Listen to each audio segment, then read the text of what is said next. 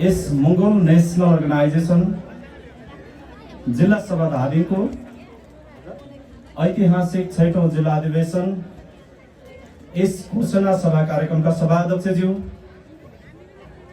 यस कार्यक्रमका प्रमुख अतिथि, संगठनका केन्द्रीय सभाका मूल सचिव सन्तोष तामाङज्यू, कार्यक्रमका विशिष्ट अतिथि संगठनका केन्द्रीय सभाका सचिव मणि पापो लिम्बुज्यू, विशेष अतिथि संगठनका केन्द्रीय सहसचिव सान बहादुर मेचेज्यू, सँगसँगै ड्यासमा आसन ग्रहण गरेर बसिराख्नुभएका अतिथिज्यूहरू र संगठनको धादिङ जिल्लाको ऐतिहासिक 6औं धादिङ जिल्ला अधिवेशन यस घोषणा सभा कार्यक्रमलाई सम्पूर्ण पार्नको निमित्त उपस्थित हुनुभएका तपाईँ सम्पूर्ण उपस्थित चिर अपरिचित महानुभावहरूमा एकमुष्ट यहाँहरू सबैमा मेरो न्यानो क्रान्तिकारी सलोट टक्राउन चाहन्छु।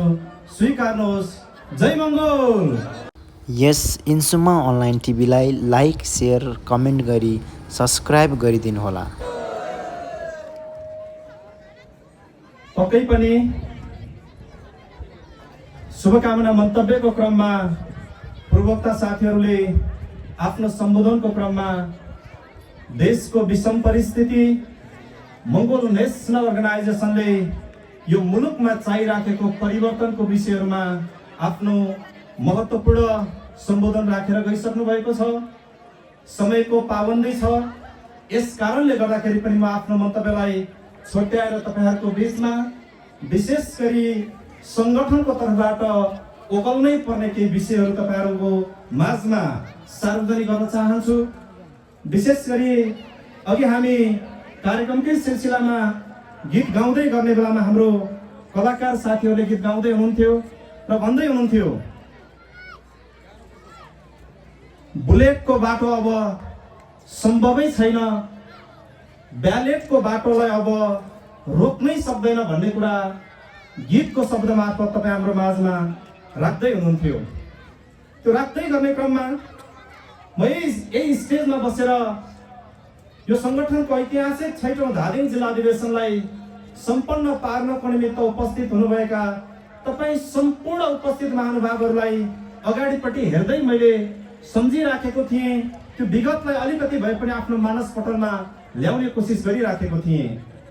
आजभन्दा करिब करिब 11 वर्ष अगाडि 2069 सालतिर यही धादिङ जिल्लामा मङ्गोल नेसनल अर्गनाइजेसनको संस्थापक प्रेसिडेन्ट महामानव डाक्टर गोपाल गुरुङज्यूको त्यो विचार सिद्धान्त र दर्शनहरूलाई ल्याउने क्रममा त्यति बेला म आफै स्वयं पनि भर्खरैको कलिलो बालक थिएँ। सँगसँगै त्यति बेला सहयोग गर्ने साथीहरू पनि भर्खरकै मान्छेहरू हुनुहुन्थ्यो। त्यति बेला धादिङ जिल्लामा महामानव डाक्टर गोपाल गुरुङको यो विचार सिद्धान्त र मङ्गोल नेसनल अर्गनाइजेसनको कुरा ल्याउँदै गर्ने क्रममा यो कहिल्यै पनि पुरा नहुने एउटा कपोल कल्पित सिद्धान्त दिवा सपनाको रूपमा चरितार्थ गर्ने मान्छेहरू धादिङको चोक चोकमा गल्ली गल्लीमा हजारौं मान्छेहरू भेटिन्थे त्यति बेला। तर अघि गीतको शब्दले भने जस्तै यो अबको समय भनेको विद्रोहको समय होइन, अबको समय भनेको वैचारिक क्रान्तिको समय हो। यो विचारलाई रोकेर रोक्न सकिन्न भन्ने कुरा त्यो गीतले जसरी तपाईँ हामीमा एउटा सञ्चारित गर्न खोजिराखेको थियो सन्देश, त्यसै गरी महामानव डाक्टर गोपाल गुरुङज्यूको यो दर्शन र सिद्धान्त पनि विद्रोह थिएन। यस कारणले गर्दाखेरि आज सफल भएर आएको छ। हिजो संगठनको विषयमा प्रशिक्षण चलाउने बेलामा संगठनको विषयमा गाउँ बस्तीको मान्छेलाई कुरा बुझाउने क्रममा यो विचारलाई पचाउन सक्ने मान्छेहरू जन्मिसकेको अवस्था थिएन, त्यो वातावरण तयार भइसकेको अवस्था पनि थिएन। यस कारणले गर्दाखेरि महामानव डाक्टर गोपाल गुरुङज्यूको सिद्धान्त र विचारलाई यो समाजले र यो देशले पचाउन नसकेको एउटा तीतो सत्य तपाईँ हाम्रो अगाडि छ। समय परिवर्तन हुँदै गयो। विचारको क्रान्तिको कारणले गर्दाखेरि 2069 सालमा धादिङमा मङ्गोल भन्ने शब्द उकलेर कार्यक्रम गर्नको निमित्त धौ धौ पर्ने बेलामा आज हाम्रै स्टेजमा बसिराख्नु भएको एकजना आदरणीय व्यक्तित्व हुनुहुन्छ, अहिले संगठनको बागमती प्रान्तीय सभाको सल्लाहकार हरिबहादुर तामाङ दाई। यही खुल्ला मञ्च हो। जति बेला यो खुल्ला मञ्चको यहाँनिर एउटा स्टेज थियो, हरि तामाङ र म हामी दुईजना बसेर सल्लाह गर्थ्यौँ र भन्थ्यौँ धादिङमा 2070 सालमा हामीले कार्यक्रम गर्ने एउटा योजना बनायौँ, दुईजना बसेर कार्यक्रम गर्ने योजना बनाइसके पछाडि मैले भने दाइ हाम्रो मान्छेले बुझेका पनि छैनन्, धेरैभन्दा धेरै मान्छे आयो भने हाम्रो मान्छे 100 जना आउला, यस्तो खुल्ला चौरमा 100 जना मान्छेले आएर के कार्यक्रम गर्नु, 70 बढी हाँस्ने, 70 को मनोबल बढ्ने, हाम्रो मनोबल घट्ने, यस कारणले गरेर लुकाएर कतै गरौँ भनेर भन्दाखेरि हरिदाईले त्यति बेला भन्नुभयो, भाइ मान्छे 5 जना किन नहोस्, यही चौरमा देखाएर गर्नुपर्छ भाइ भनेर उहाँले मलाई साहस दिनुहुन्थ्यो, सारथी बनिदिनुहुन्थ्यो। म भर्खर 19 वर्षको उमेरमा हिँड्दै थिएँ, छेउमा उभिएर उहाँले भनिसके पछाडि उहाँको उमेरले भनेको कुरा मैले नाइ भन्न मिल्ने अवस्था थिएन। त्यसपछि मैले भने ल ठिक छ दाइ, त्यसले आँट गरौँ भनेर आँट गरियो। 2070 साल पौष 17 गते संगठनको 25औं स्थापना दिवस तथा धादिङ जिल्लाको प्रथम जिल्ला अधिवेशन 2070 सालमा सम्पन्न हुँदै थियो। यही संगठनका फाउन्डर प्रेसिडेन्ट महामानव डाक्टर गोपाल गुरुङज्यूलाई प्रमुख अतिथि बनाएर ल्याउँदै थियौँ। गोपाल गुरुङलाई प्रमुख अतिथि बनाएर ल्याउँदै गर्दाखेरि मान्छे नआइदिने पो हो कि त्यहाँनिर षड्यन्त्र पो हुने हो कि विभिन्न कुरा मानसपटलमा घुमिराखेको थियो। धादिङको पुच्छार बजारबाट र्याली सुरु गरेर हामीलाई त्यति बेला यो खुल्ला मञ्च मङ्गोल नेसनल अर्गनाइजेसनलाई कार्यक्रम गर्नको निमित्त उपलब्ध भएन। त्यो किन भएन भन्दाखेरि मलाई हेर्दा भर्खरको कलिलो केटो, मान्छेले व्याख्या गर्थ्यो ओठ निचरे भने आमाको दुध आउँदैछ, यस्तो केटोले भनेको कुरा के सुन्ने, हरिदाईलाई हेरे गाउँमा बसेर खेती किसानी गर्ने मान्छे, यस्ता दुईजनाको कुरा पत्याएर यत्रो खुला मञ्च दिनु हामीले भनिसके पछाडि हामीलाई 70 सालमा उपलब्ध भएन यो हल, यो प्राङ्गण। त्यसपछि माथि रहेको थेक्पो छिम्बो गुम्बाको प्राङ्गणमा गएर करिब 50-60 जना मान्छे भेला गरेर धादिङको प्रथम अधिवेशन सफल पार्यौँ। सफल पार्ने बेलामा सहयोग गर्ने मेरो आदरणीय दाइ बागमती प्रान्तीय सभाको सल्लाहकार हरिबहादुर तामाङ दाइ मात्रै हुनुहुन्थ्यो। त्यस सँगसँगै सेमजोङबाट विशेष गरी त्यति बेला महत्त्वपूर्ण भूमिका खेलिदिनु भएको कारणले गर्दा पहिलो धादिङ जिल्ला अधिवेशन सम्पन्न भयो। आज पहिलो, दोस्रो, तेस्रो, चौथो, पाँचौं हुँदै 6औं धादिङ जिल्ला अधिवेशनको समय खण्डमा आइपुग्ने क्रममा हामीलाई पहिलो अधिवेशनमा प्राप्त नभएको प्राङ्गण पनि प्राप्त भयो। मैले त्यति बेला सोचेको थिएँ यो प्राङ्गण भर्न सितिमिति कुरा छैन भनेर सोचेको 6औं अधिवेशनमा आउँदा यो प्राङ्गणमा नअट्ने गरेर संगठन विस्तार हुन पुग्यो। यसको निमित्त आदरणीय दाइ हरि तामाङज्यू प्रति चाहिँ मेरो आफ्नो तर्फबाट सम्मान प्रकट गर्दै यहाँहरू सबैलाई जोरदार ताली बजाएर सम्मान व्यक्त गरिदिनु अनुरोध गर्न चाहन्छु। एउटा कलिलो अवस्थाको व्यक्ति, मलाई धेरै ठाउँमा कार्यक्रमहरूमा जाने क्रममा धेरै साथीहरूले सोध्नुभयो, भन्नुभयो तपाईले त्यो सानो 14 वर्षको उमेरमा मैले महामानव डाक्टर गोपाल गुरुङज्यूको विचार र सिद्धान्त सुनेको, राजनीति राम्रो थाहा थिएन, मङ्गलवाद ब्राह्मणवाद राम्रो थाहा थिएन, मलाई यति थाहा थियो म यही जिल्लाको एउटा गाउँमा जन्मिएको मान्छे, हिन्दू आर्य ब्राह्मण क्षेत्रीबाट हुने विभेदले पिल्सिएको मान्छे थिएँ। यस कारणले गर्दाखेरि त्यो विभेद के हो भन्ने मात्रै थाहा थियो, अरू केही पनि थाहा थिएन। डाक्टर गोपाल गुरुङज्यूले लेख्नु भएको पुस्तकको पानाहरू पल्टाएर हेर्दाखेरि त्यहाँभित्र के मात्रै भेटिन्थ्यो भने यो किताब गोपाल गुरुङले संसार घुमेर होइन मेरो जीवनलाई अध्ययन गरेर लेखेको रहेछ कि क्या हो भन्ने मलाई लाग्थ्यो। त्यही कारणले मात्रै म यो संगठनमा लागेँ। त्यो कलिलो उमेरबाट संगठनमा निरन्तर अगाडि बढ्दै बढ्दै आज तपाईहरुको बीचमा संगठनको तर्फबाट केन्द्रीय प्रवक्ताको हैसियतमा उभिन सक्ने एउटा अवस्था निर्माण गर्नको निमित्त, कहिले निराश नहुनको निमित्त, निराश भएर यो अभियान छोडेर कहिले पनि बाहिरिन नदिनको निमित्त कम्मर कसेर मलाई पछाडिबाट साथ र सहयोग दिने तिनै पुराना अग्रज कार्यकर्ता जसले धादिङमा संगठन निर्माण गर्नको निमित्त सहयोगी भूमिका निर्वाह गरे, उहाँहरूप्रति पनि मेरो आफ्नो व्यक्तिगत तवरबाट सहित तपाईहरु सबैको तवरबाट पनि उहाँहरूलाई जोरदार ताली बजाएर एकचोटि सम्मान व्यक्त गरिदिनुको निमित्त म अनुरोध गर्न चाहन्छु। किनभने आज यो संगठन हुर्किएको कारणले गर्दाखेरि, यो संगठन निर्माण भएको कारणले गर्दाखेरि देशको व्यतिथि विसङ्गतिको विषयमा आवाज उठाउन सक्ने भएका छौं। यो आवाज उठाउन सक्ने अवस्था थिएन हिजोको दिनमा। अघि भर्खरै मात्रै हाम्रो एकजना कलाकार चेलीले गीत गाउँदै हुनुहुन्थ्यो, तपाईहरु छम छम नाच्दै हुनुहुन्थ्यो। यो गीत, यो संगीत अहिले पनि तपाईहरुले स्पष्टसँग भन्ने हो भने धादिङ नुवाकोट र रसुवाको त्रिशुली पारीको मान्छेलाई गएर मेन्दमाया नाच्न लगायो भने नाच्न जान्दैनन् त्यहाँको मान्छेहरू। त्यो कसरी निर्माण गर्यो भन्दा देशको राज्य सत्ता र शक्तिले त्यो परिवेश निर्माण गर्यो। किनकि यो मुलुकमा हामी यो देशका बहुसंख्यक बृहत्तर नेपाली नागरिकहरूको हाम्रो भाषा, धर्म, संस्कार, संस्कृतिलाई फुल्न दिएन, कोपिलामै निमोट्ने काम गरेको कारणले गर्दाखेरि हामीले त्यो अवसर पाएनौँ। आज नाच्न सक्ने भएका छौँ, कार्यक्रम गर्न सक्ने भएका छौँ। यो कसको कारणले भएका छौँ भन्दा तपाईहरुलाई लागेको होला एकजना कलाकार जन्मेको कारणले गर्दाखेरि गीत गाइदिए हामी नाच्न पायौँ, हामीलाई रमाइलो लाग्यो, नाच्यौँ, नाच्न पायौँ। त्यसो होइन। यो समग्र कलाकार नाच्ने तपाईँ हामी सबैलाई यो अवसर दिलाउनको निमित्त, यो वातावरण तयार गर्नको निमित्त मङ्गोल नेसनल अर्गनाइजेसनको संस्थापक प्रेसिडेन्ट महामानव डाक्टर गोपाल गुरुङज्यूले देशमा 3 वर्ष भद्रकोल जेलमा 5 वर्ष भूमिगत जीवन जिएर जिन्दगीभर भुक्तमान सहेर तपाईँ हाम्रो निमित्त सङ्घर्ष गरिदिनु भएको छ। उहाँको सङ्घर्षबाट स्थापित भएको लोकतान्त्रिक व्यवस्थाको कारणले गर्दाखेरि मात्र तपाईँ हामीलाई आज बोल्ने अधिकार दिएको छ।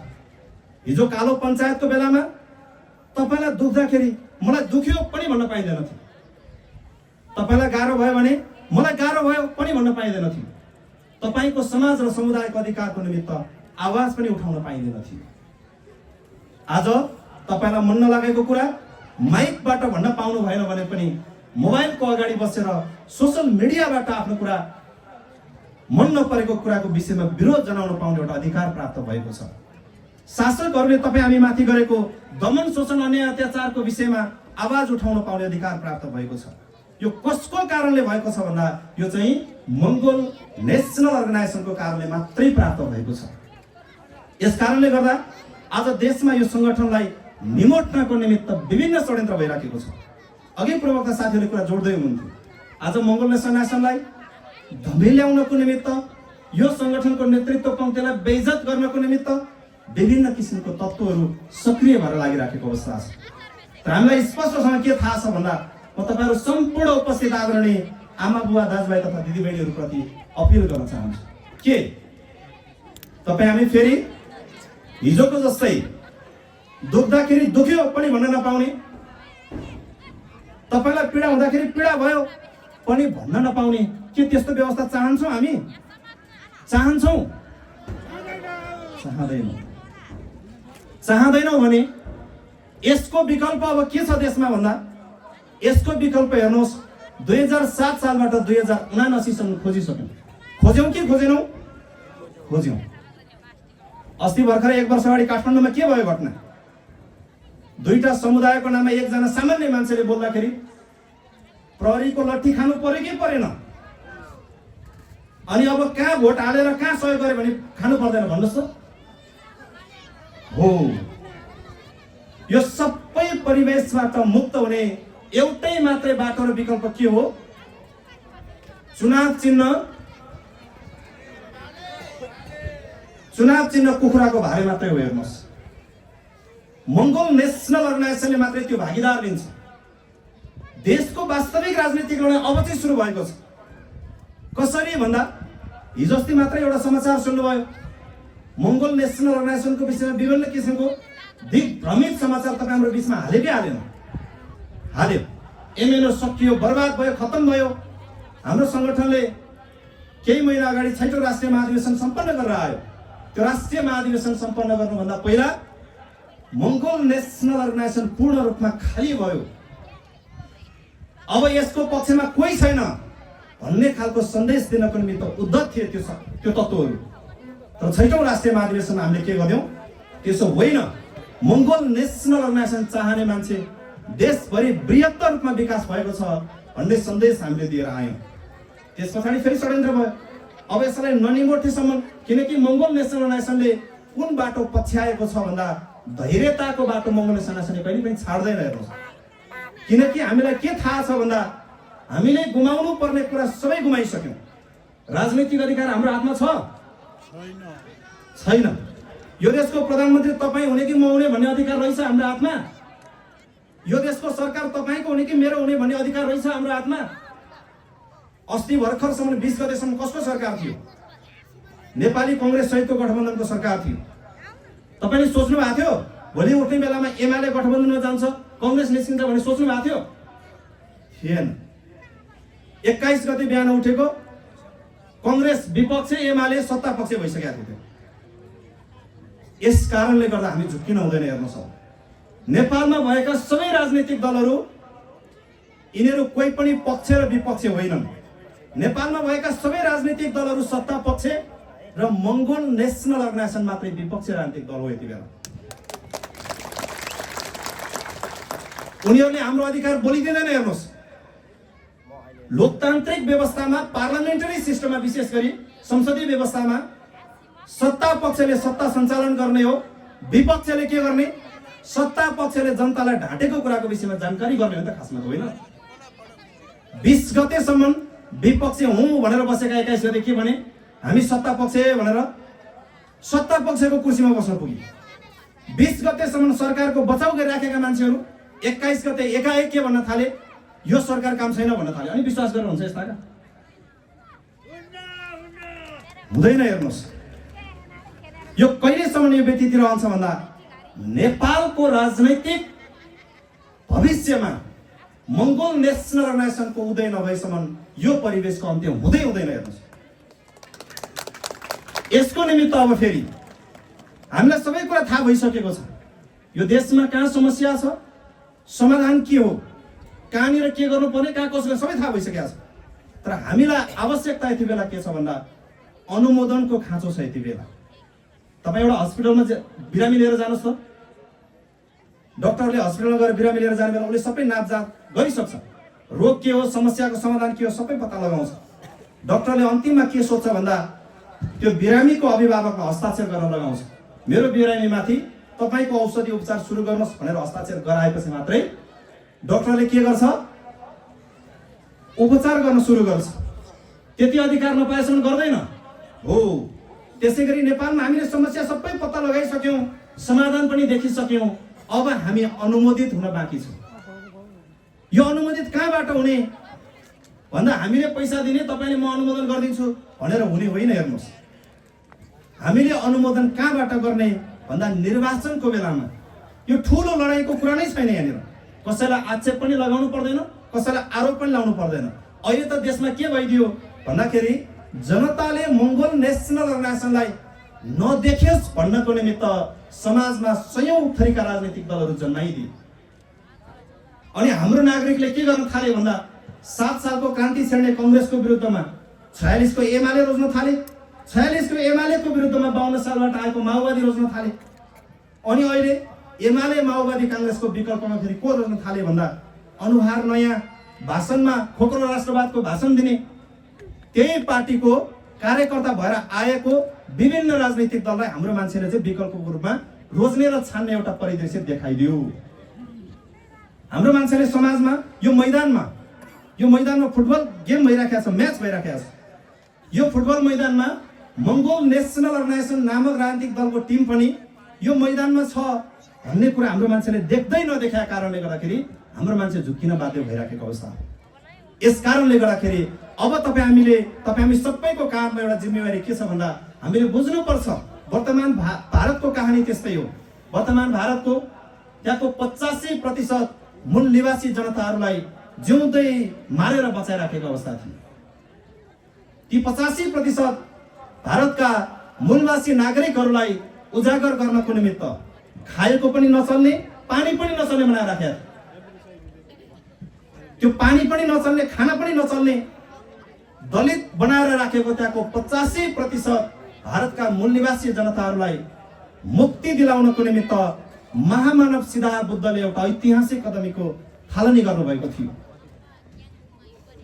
वर्णाश्रमी व्यवस्थालाई अंगीकार गरेर अगाडि बढ्ने हिन्दूहरूले दलित बनाएको व्यक्तिले पकाएको खानेकुरा खाएर महामानव सिद्धार्थ बुद्धले संसारमा जन्मिने मान्छे कोही पनि जन्मिने बित्तिकै उच्च नीच हुँदैन भन्ने समानताको सन्देश दिने एउटा महान काम सिद्धार्थ बुद्धले गर्नुभएको थियो। यस कारणले गर्दाखेरि हामीले उहाँलाई सम्मानका साथ चाहिँ उहाँलाई हामीले सम्मान अर्पण गरिराखेका हुन्छौँ। सिद्धार्थ बुद्धको निधन पछाडि पुनः वर्तमान भारतमा त्यही कुरा मौलाएर गइसके पछाडि भीमराव अम्बेडकरको पालामा भीमराव अम्बेडकरले त्यहाँका दलित बनाएर राखेका मान्छेहरूलाई तिमी दलित होइनौ, जन्मिने बेलामा ब्राह्मणहरू भिआइपी को कोखमा, दलितहरू काम नलाग्ने मान्छेको कोखमा जन्मिने होइन। जन्मिने बेलामा ब्राह्मण पनि त्यही कोखमा, दलितहरू पनि त्यही आमाको कोखमा, ब्राह्मणहरू पनि उही 9-10 महिना दलितहरू पनि उही 9-10 महिना एउटै प्रक्रियाबाट, एउटै गर्भाधान प्रक्रियाबाट चाहिँ जन्मेर आएको हुन्छ। यो त तिमी र हामीलाई पङ्गु बनाउनको निमित्त, अल्पसंख्यक मान्छेले बहुसंख्यकमाथि शासन गर्नको निमित्त रचना गरिएको एउटा चाहिँ झुटो कपोल कल्पित कथा र कहानी मात्रै हो भन्ने कुराको उजागर गरेर वर्तमान भारतमा भीमराव अम्बेडकरले एकै दिनमा 7 लाख त्यहाँनिर हिन्दू बनाएका, दलित समुदाय बनाएर हिन्दू बनाएका मान्छेहरूलाई एकै दिनमा 7 लाख मान्छेलाई बुद्धको समानता, स्वतन्त्रता र भातृत्वको दर्शन ग्रहण गर्न लगाउने एउटा ऐतिहासिक काम महामानव भीमराव अम्बेडकरले गर्नुभएको अवस्था थियो वर्तमान भारतमा। यता हाम्रो देश नेपालमा केही पनि थाहा छैन। यो हो कि त्यो हो, यसो हो कि त्यसो हो, 7 सालबाट देश बनाउँछु भन्नेहरू हाम्रो बाजे मरेर गइसके देश बन्दैन, 46 मा बनाउँछु भन्ने हाम्रो बुवाहरू वृद्ध भइसके बन्दैन, 52 सालमा अब त जसो तसो बनाउँछौँ भन्ने मान्छेहरू सत्तामा पुगेपछि अझ पनि देश बन्दैन। हामी यो कठिन परिवेशमा बाँचिराखेका नेपालका बृहत्तर नेपाली नागरिक मूलवासी मङ्गोलहरूलाई बेउजाउने कार्यको थालनी गर्ने क्रममा महामानव डाक्टर गोपाल गुरुङज्यूले 62-63 सालको जनआन्दोलनको समयमा नेपालमा पनि दलित बनाइएको कामी दमै सार्की च्यामे पढे गाइने थारू दनुवार सुनुवार जिरेल सुरेल यो जसलाई दलित बनाइएको छ, यो दलित बनाइएको मान्छेहरू यही देशका मूलवासी मङ्गोलहरू हुन्। उनीहरू ब्राह्मणको दासत्व नस्वीकारेको कारणले गर्दा अन्तत्वगत पानी नचल्ने जात बनाइदिएर दलितको एउटा चाहिँ स्तरमा राखिदिएको छ। यस कारणले गर्दाखेरि उनीहरूको पनि मानवीयता र मानव अधिकारको निमित्त मङ्गोल नेसनल अर्गनाइजेसनले मात्रै आह्वान गर्न सक्छ भन्ने कुराको उद्घोष गर्दै महामानव डाक्टर गोपाल गुरुङज्यूले समग्र नेपालमा हिन्दूहरूले कथित दलित बनाएको मान्छे पनि यही देशको मूलवासी र मङ्गोल भएको ऐतिहासिक उद्घोषण महामानव डाक्टर गोपाल गुरुङज्यूले गरेर ती समुदायलाई पनि मानवीयताको एउटा मानव अधिकार दिलाउने काममा चाहिँ ऐतिहासिक कदम चालेर आउनु भएको अवस्था थियो। यस कारणले गर्दाखेरि म सम्पूर्ण उपस्थित आदरणीय आमा बुवा, दाजुभाइ तथा दिदीबहिनीहरू यहाँहरूप्रति म अपिल गर्न चाहन्छु कि अबको देश, यो मुलुक आजसम्म धैर्यताले टिकेको छ। तपाईँ हाम्रो धैर्यताको कारणले गर्दा मङ्गोल नेसनल अर्गनाइजेसनलाई नेपालको राजनीतिमा नेपालको बृहत्तर नेपाली नागरिकहरूको प्रतिनिधित्व गर्दै सत्तामा पुगेर लोकतन्त्र, धर्मनिरपेक्ष र प्रान्तीयतालाई शुद्धिकरण सहित यसलाई संस्थागत गर्दै यसको संरक्षण गर्दै महामानव डाक्टर गोपाल गुरुङज्यूले जीवित छौन्जेल उहाँले लडेको लडाईँबाट स्थापित भएको यो व्यवस्था देशमा एकै दिन मात्रै पनि लागू भयो भने हामी नेपालको बृहत्तर नेपाली नागरिक मूलवासी मङ्गोलहरू रहर लाग्दा भएर निस्किन सक्छौँ यो मुलुकमा। तर देशमा यो कानुनलाई लागू हुन दिएको छैन। त्यस कारणले गर्दाखेरि तपाईहरुले पनि अब ऐतिहासिक कदम उठाउनको निमित्त निर्णय गर्नुपर्ने बेला भएको छ। हाम्रो हातमा अब केही पनि छैन। राजनैतिक अधिकार हाम्रो हातमा छैन, शैक्षिक अधिकार हाम्रो हातमा छैन, धार्मिक अधिकार हाम्रो हातमा छैन, आर्थिक अधिकार पनि हाम्रो हातमा छैन, सामाजिक तथा सांस्कृतिक अधिकार पनि तपाईं हाम्रो हातमा छैन। हामी सबै कुराबाट टकटकिसकेका छौं। आज देश पनि हाम्रो हातमा छैन। हेर्नुहोस्, यो देशको सत्ता पनि हाम्रो हातमा छैन, यो देशको भूगोल पनि तपाईं हाम्रो हातमा छैन। अब केवल तपाईं हामीसँग बचे खुचेको एउटै कुरा मात्रै छ।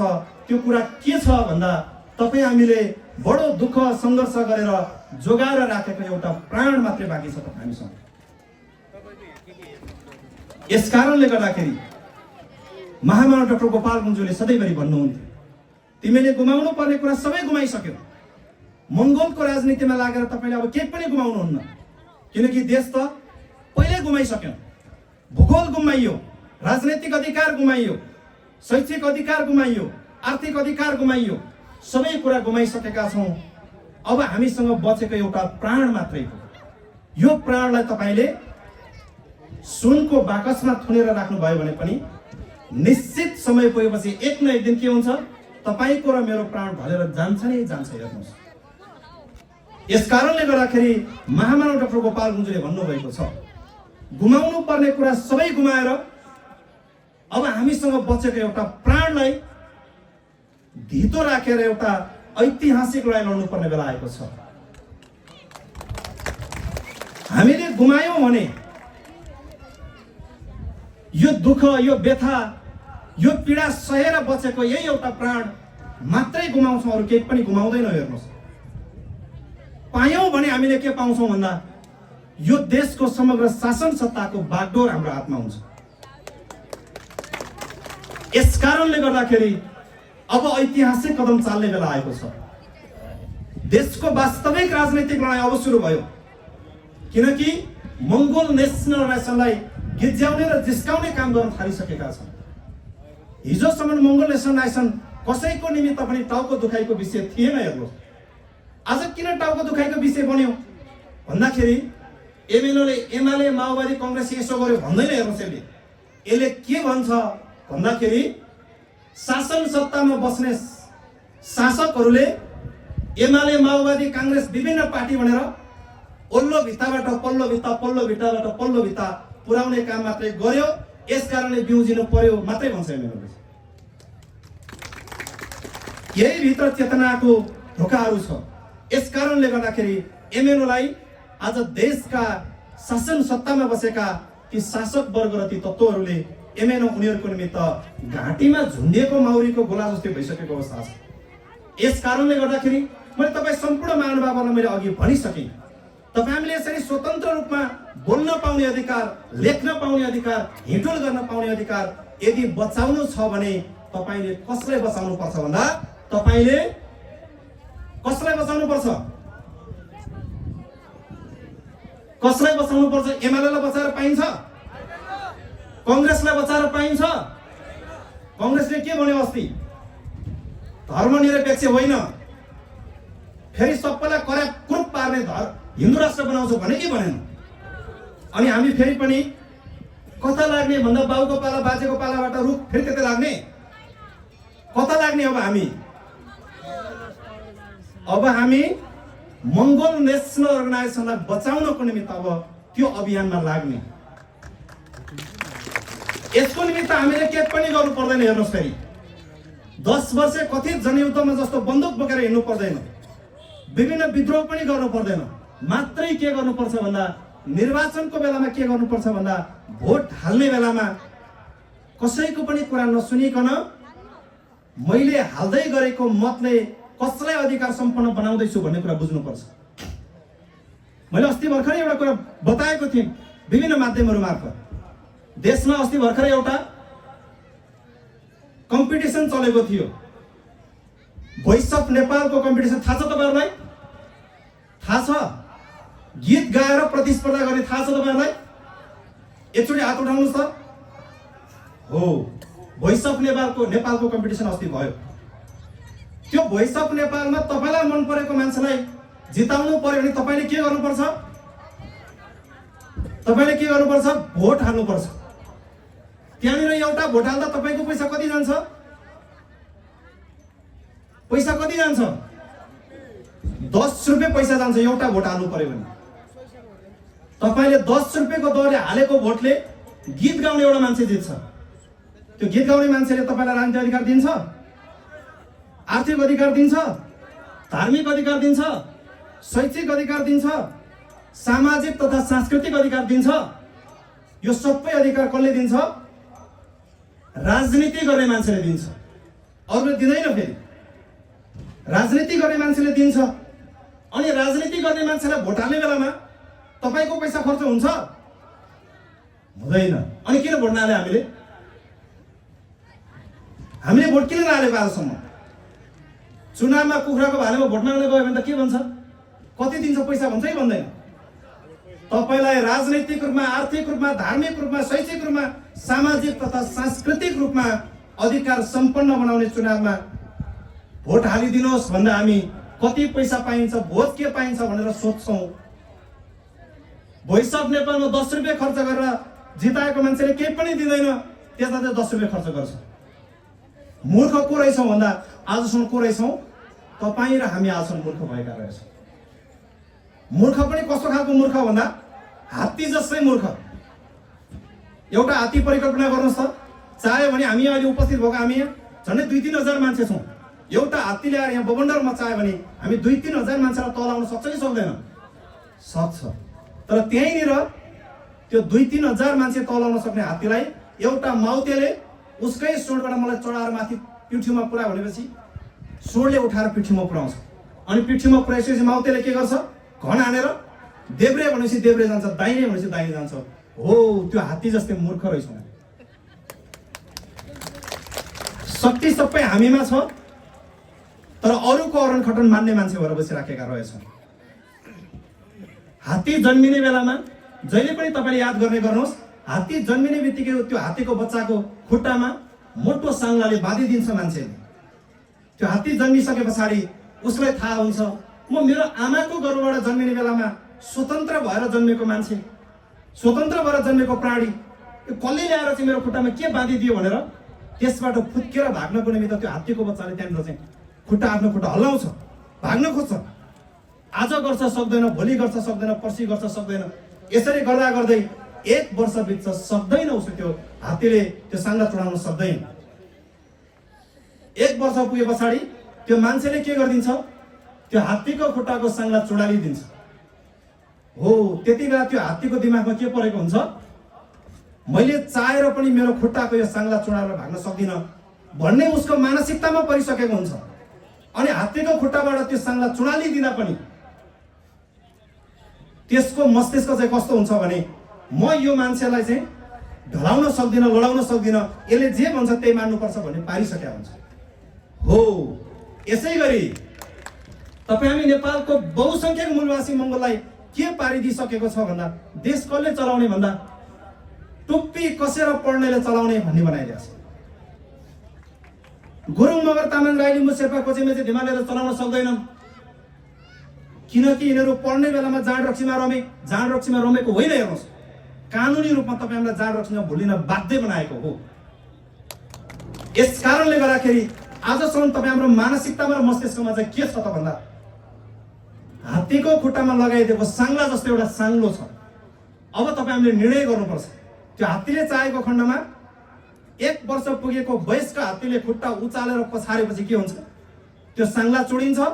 त्यो साङ्लोमा बाँध्ने मान्छे 1 जना होइन, उसले 10 जना तलाउन सक्छ। त्यसै गरी अब तपाईँ हामीले के गर्नु पर्यो भन्दा, हात्तीले जति बेला आफ्नो खुट्टाको साङ्ला चुडालेर स्वतन्त्र हुनको निमित्त खुट्टा उचालेर बजार्ने निर्णय गर्छ, निर्णय गरेपछि स्वतन्त्रता पाउँछ। त्यसै गरी अब तपाईँ हामीले यो देशमा भएको मङ्गोल नेसनल अर्गनाइजेसन भन्दा बाहेकका अन्य सबै राजनीतिक दलहरूबाट बाहिर निस्किनको निमित्त त्यो हात्तीले आफ्नो खुट्टा बजारेर साङ्ला चुडाले जस्तै अब सबै राजनीतिक दलबाट टकटकिने एउटा ऐतिहासिक निर्णय गर्नुहोस्। देश र देशको सत्ता तपाईँको हातमा हुनेछ। यसको निमित्त मङ्गोल नेसनल अर्गनाइजेसनको समस्त तहको नेतृत्व पङ्क्ति तयार भएर आइसकेको छ। अब यो देश नेपाल भाषण र नाराबाजीले होइन, लोकतन्त्र, धर्मनिरपेक्ष र प्रान्तीयताको असली अभ्यासबाट मात्रै देश परिवर्तन हुन सक्छ। आज देशमा के भन्दैका छन् भन्दा, यो धर्मनिरपेक्षको कारणले समस्या भयो भन्दैका छन्। यो धर्मनिरपेक्ष भनेको बहुसङ्ख्यक धर्म मान्ने मान्छेको अधिकार भन्दा पनि अल्पसङ्ख्यक धर्म मान्ने मान्छेहरूको चाहिँ अधिकार सम्पन्न गराउने व्यवस्था हो। खासमा भोलि गएर देश हिन्दू राष्ट्र होला, मुस्लिम राष्ट्र होला अथवा क्रिस्चियन राष्ट्र होला, जुनसुकै राष्ट्र होला, हिन्दू राष्ट्र हुने बित्तिकै अरू कुनै पनि धर्मले फुल्ने र फल्ने मौका पाउँदैन। मुस्लिम राष्ट्र हुने बित्तिकै अरू कुनै पनि धर्मले फुल्ने र फल्ने मौका पाउँदैन। क्रिस्चियन राष्ट्र हुने बित्तिकै पनि फेरि अरू कुनै पनि धर्मले फुल्ने र फल्ने मौका पाउँदैन। यो देशमा अहिन्दू मङ्गोल, बुद्धिस्ट, क्रिस्चियन, सिख, जैन, यो हामी सबै फल्ने र फुल्न पाउने व्यवस्था भनेको चाहिँ त्यो केवल धर्मनिरपेक्ष मात्रै हो। यस कारणले गर्दाखेरि महामानव डाक्टर गोपाल गुरुङज्यूले केवल एकजना व्यक्तिलाई हेरेर यो धर्मनिरपेक्षको निमित्त लडाइँ लड्नु भएको होइन। नेपालको अल्पसङ्ख्यक समुदाय, नेपालको अल्पसङ्ख्यक धर्म मान्ने मान्छेलाई समेत अधिकार सम्पन्न बनाउनको निमित्त उहाँले यो धर्मनिरपेक्षको लडाइँलाई वकालत गरेर अगाडि ल्याउनु भएको हो। आज देशमा एउटा नाम मात्रैको आँकडा ल्याएर हिन्दूहरूको जनसङ्ख्या व्यापक छ, हिन्दू राष्ट्र बनाऊ भनेको छ। भोलि हिसाब गर्यो भने हालत के हुन्छ भन्नुहोस् त। अघि नै पूर्ववक्ता केन्द्रीय सदस्यज्यूले कुरा गर्दै हुनुहुन्थ्यो, एउटा जिल्लाको जनसङ्ख्या 2,63,000, मतदाता झन्डै 2,40,000। 18 वर्षको मुनिको मान्छेको गणना नै छैन। मतदाता नामावली नबनाएको मान्छेको गणना नै छैन। हो त्यस्तै एउटा कल्पित आँकडा ल्याएर एमएनओ र नेपालको बृहत्तर नेपाली नागरिकसँग नलड्नको निमित्त ती तत्त्वहरूलाई मेरो सुझाव छ उहाँहरूलाई। किनकि त्यो लडाइँले तपाईँलाई सफल बनाउँदैन। हेर्नुहोस्, त्यो मेरुदण्ड बिनाको लडाइँले तपाईँलाई सफल बनाउँदैन। आज देशमा किन कांग्रेस सफल भएन भन्दा मेरुदण्ड बिनाको लडाइँ हो त्यो। एमाले किन सफल भएन भन्दा त्यो पनि मेरुदण्ड बिनाको लडाइँ हो। माओवादी किन सफल भएन, त्यो पनि मेरुदण्ड बिनाको लडाइँ हो।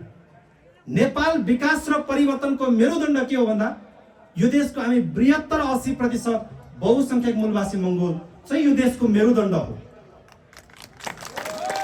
यो देशको मेरुदण्डलाई नजरअन्दाज गरेर परिवर्तन गर्छु भने त्यो कहिले पनि सम्भव हुँदैन। यस कारणले गर्दाखेरि म तमाम उपस्थित आदरणीय आमा बुवा दाजुभाइ तथा दिदीबहिनीहरू तपाईहरुप्रति म अपील गर्न चाहन्छु कि दक्षिण अफ्रिकामा नेल्सन मण्डेलाले पनि 27 वर्ष धैर्य गरेर त्यहाँको कालाहरूको अधिकार दिलाएर छाडेका थिए।